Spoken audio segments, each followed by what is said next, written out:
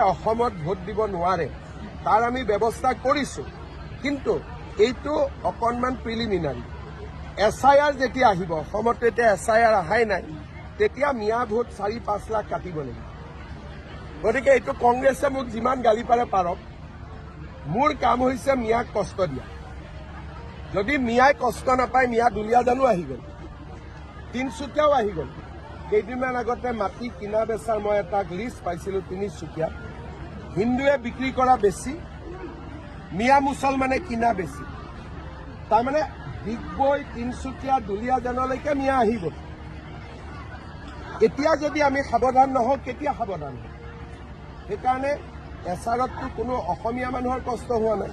অসমত ভোট দিব নোৱাৰে তাৰ আমি ব্যৱস্থা কৰিছো, কিন্তু এইটো অকণমান প্ৰিলিমিনাৰী।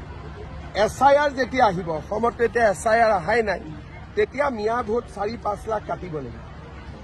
গতিকে এইটো কংগ্ৰেছে মোক যিমান গালি পাৰে পাৰক, মোৰ কাম হৈছে মিয়াক কষ্ট দিয়া।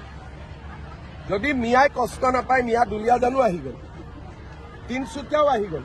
কেইদিনমান আগতে মাটি কিনা বেচাৰ মই এটা লিষ্ট পাইছিলোঁ তিনিচুকীয়াত। হিন্দুৱে বিক্ৰী কৰা বেছি, মিয়া মুছলমানে কিনা বেছি। তাৰমানে ডিগবৈ, তিনিচুকীয়া, দুলীয়াজানলৈকে মিয়া আহিব।